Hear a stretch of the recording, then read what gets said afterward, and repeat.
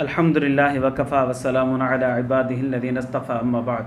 मेरे मुअज़्ज़ज़ मोहतरम और मुकर्रम मुजाहिद और मुवाहिद भाइयों, दोस्तों और बुज़ुर्गों, हमारे माशरे के अंदर तकरीबन 95% लोग जो हैं वो मैदे के मरीज़ हैं।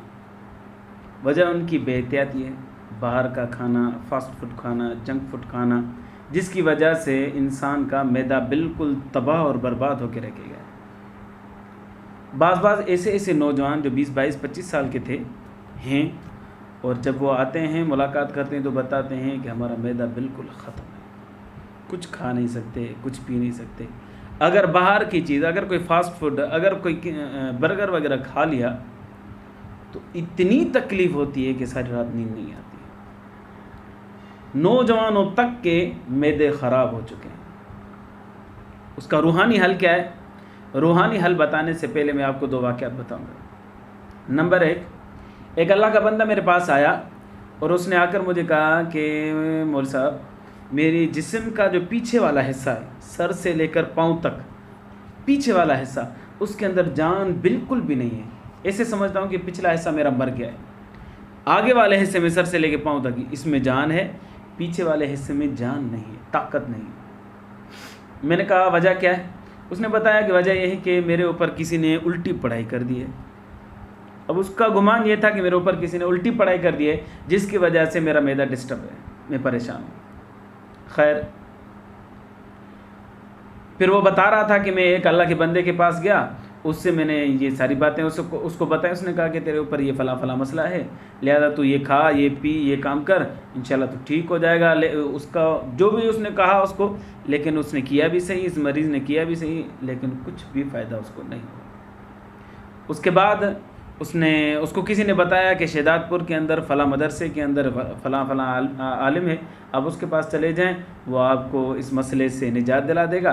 तो वो उसके पास हैदराबाद से शहदादपुर गया और उससे जाकर उसने सारा मसला बताया। तो उसने भी बता दिया कि आपको फ़ला तकलीफ़ है, चलो ये पढ़ो और ये तावीज़ आपको देता हूँ, ये इस्तेमाल करो, इंशाल्लाह ठीक हो जाएगी। लेकिन वो ठीक नहीं हुआ। दूसरी मरतबा उसके पास गया, फिर भी वो ठीक नहीं हुआ। अब ये सोच रहा था कि मैं साईं हबीबुर्रहमान सुमरो साहब के पास जाऊँ, जनान सुमरो, शायद वहाँ से मेरा मसला हल हो जाए। जो मेरे ऊपर उल्टी पढ़ाई की गई है वो शायद सीधी हो जाए और जान छूट जाए मेरी। अब साईं के पास जाने ही वाला था तो किसी ने मेरे नाम बता दिया कि आप साईं साहब के पास, हाफिज़ साहब के पास चले जाएँ। तो मेरे पास आया और मेरा तकरीबन 15-18 साल पहले उससे वास्ता भी रहा था, दुआ सलाम भी रही थी। वो जैसे ही मेरे पास आया और मुझे बताने लगा तो मैंने उसको कहा कि आपका मैदा कैसा है? उसने कहा मैदा मेरा बिल्कुल ख़त्म हो चुका है, तबाह और बर्बाद हो चुका है। अगर मैं वज़ू करता हूँ तो मेरे घर और मस्जिद के दरमियान 15-20 कदम का फासला है, लेकिन मेरा वज़ू मस्जिद में पहुँचने से पहले टूट जाता है।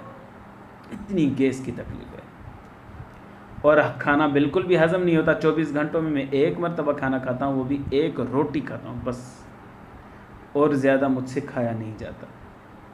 वो जिस्म बेचारा बिल्कुल लागर हो गया था और कमज़ोर हो गया था। बहरहाल बेचारा बड़ा परेशान था। मैंने उसका इलाज करना शुरू किया अल्लाह के नाम के साथ, अल्लाह के फजल से।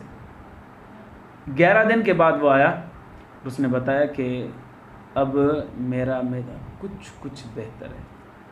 वो जो 15-20 कदम नहीं चलता था मेरा वज़ू, अब थोड़ा ज़्यादा चलने लगा है। चलो ठीक है। फिर मैंने कहा कि जो मैंने आपको काम बताएं इसको कंटिन्यू करें। तो फिर 21 दिन के बाद वो आया तो उसने बताया कि अब मैं 24 घंटों में 2 मरतबा रोटी खाना शुरू कर दी है। 24 घंटों में एक मरतबा रोटी खाता था, अब मैंने 2 मरतबा एक रोटी खानी शुरू कर दी है। उसके अलावा जो मेरा वज़ू था वो 4-5-6 मिनट भी नहीं चलता था, वो अभी ज़ोर वाला वज़ू असर तक चलता है, असर वाला वज़ू मगरिब तक चलता है, मगरिब वाला वज़ू इशा तक चल जाता है।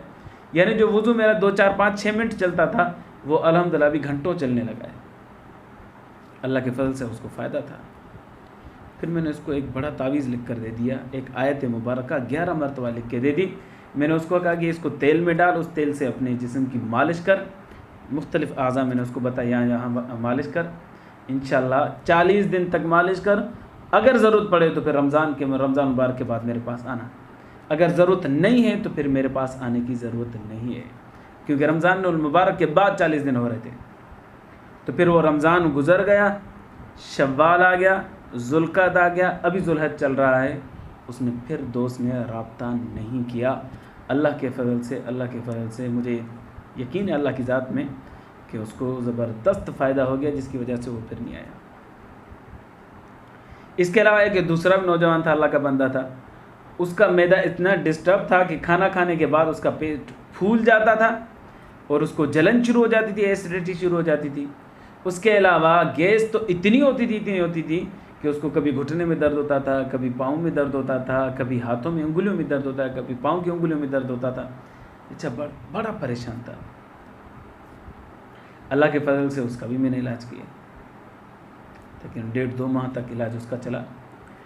अब की पोजीशन ये है कि 99% उसको इफाका है, फ़ायदा है। यानी अब उसको खाना खाने के बाद पेट फूलता भी नहीं है, एसिडिटी बिल्कुल ख़त्म हो चुकी है, जो जलन होती थी वो बिल्कुल ख़त्म हो चुकी है। और इसके अलावा उसको जो घुटने में दर्द होता था, कभी उंगलियों में दर्द होता, कभी हाथ की, कभी पाँव की, वो दर्द भी अभी 99% ख़त्म हो चुका है। कभी कभार अच्छा, वो चावल, सफ़ेद चावल नहीं खा सकता था, खाता तो दर्द होती थी। और चने की दाल नहीं खा सकता था, और गोभी नहीं खा सकता। ये जो बादी अशिया हैं, ये खाने के बाद उसको जिस्म में दर्द होना शुरू हो जाता था। अल्लाह के फजल से अब उसके जिस्म में दर्द नहीं होता। अभी कुछ टाइम पहले बता रहा था, 1 हफ़्ता पहले वो बता रहा था कि मुझे आज थोड़ा दर्द हुआ है, क्योंकि मैंने एक दिन में 3 बादी अशिया खाई हैं, उसके बाद दर्द हुआ है। यानी 1 या 2 बादी अशिया खा रहा हूँ तो फिर उसको मुझे तकलीफ़ नहीं हो रही। अब 3 मैंने खाई हैं तो अभी थोड़ा दर्द मुझे होना शुरू हो गया है। यानी ऐसे समझें कि उसको 99% फ़ायदा है, अभी 1% फ़ायदा चल रहा है, उसको इलाज चल रहा है, इंशाल्लाह ठीक हो जाएगा। इलाज क्या था? 3 इलाज हैं मैदे को ठीक करने के लिए। 99% हमारे माशरे के अंदर लोग जो हैं वो मैदे के मरीज़ हैं, उनको इफाका होगा तो इंशाल्लाह इस अल्लाह के कलाम की बरकत से फ़ायदा हो जाएगा। नंबर 1, ये जो तावीज़ आप सामने देख रहे हैं, ये तावीज़ पीना है रोज़ाना 1। ज़ाफ़रान से लिखें, आप खुद लिखें। ज़ाफ़रान लें, 300-400 रुपये का ज़ाफ़रान लें, उसको इंक के अंदर डालें, फिर वो इंक इस्तेमाल करें, उससे आप लिखें और रोज़ाना एक तावीज़ ये पिएँ। दूसरे नंबर पर रोज़ाना 70 मरतबा सूरत कुरैश की तिलावत करें और पानी पे दम करके पिएँ या बस पढ़ें। इस नियत से पढ़ें कि मेरा मैदा ठीक हो जाए। रोज़ाना ये काम करें, 70 मरतबा सूरत कुरैश पढ़नी है। अगर 70 मरतबा से भी फ़ायदा नहीं हो रहा, इंशाल्लाह होगा 2-4 दिन के अंदर, 1 दिन में तो फ़ायदा नहीं होता, आहिस्ता आहिस्ता फ़ायदा होना शुरू हो जाएगा। लेकिन आप कह रहे हैं कि ज़्यादा जल्दी फ़ायदा हो तो आप 100 मरतबा रोज़ाना सूरत कुरैश पढ़ें। ये जिसको दर्द होता था ना, उसने 100 मरतबा रोज़ाना सूरत कुरैश, मैंने तो 70 मरतबा उसको बताया, लेकिन वो 100 मरतबा उसने पढ़ना शुरू किया। अल्लाह के फजल से उसको जल्दी फ़ायदा होना शुरू हो गया। दूसरा काम ये। तीसरा काम ये कि जब भी खाएं या पिएं, हर लुक़मे के साथ, हर घूंट के साथ बिस्मिल्लाहिर्रहमानिर्रहीम। वैसे हम शरीयतन ऐसे ही करते हैं कि जब खाना शुरू करते हैं तो बिस्मिल्लाहिर्रहमानिर्रहीम 1 मरतबा पढ़ लेते हैं, पीना शुरू करते हैं तो बिस्मिल्लाहिर्रहमानिर्रहीम 1 मरतबा पढ़ना शुरू पढ़कर फिर पीते हैं। लेकिन मेरी गुजारिश ये, वजीफ़े के तौर पर आप पढ़ रहे हैं, लिहाजा हर लुक़मा, जो भी लुक़मा आप उठाएं, उस लुक़मे के साथ बिस्मिल्लाहिर्रहमानिर्रहीम पढ़ के फिर उसको मुँह में लें। अगर आप खाना खा रहे हैं, 20 लुक़मे ले रहे हैं, 25 लुक़मे ले रहे हैं, 15 लुक़मे ले रहे हैं, तो उतनी ही मरतबा आपको बिस्मिल्लाहिर्रहमानिर्रहीम पढ़नी है।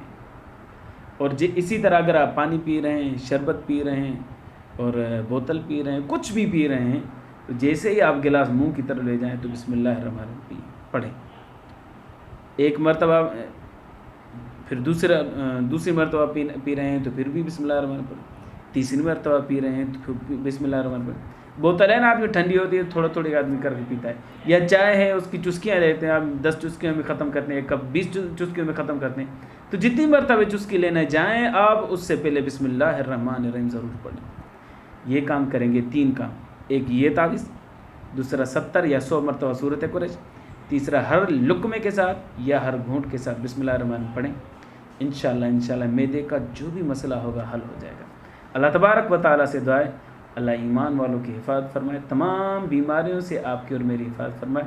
अल्लाह ईमान की ज़िंदगी, ईमान पर मौत नसीब फरमाए। आखिर दावाना अनिल हम्दुलिल्लाहि रब्बिल आलमीन।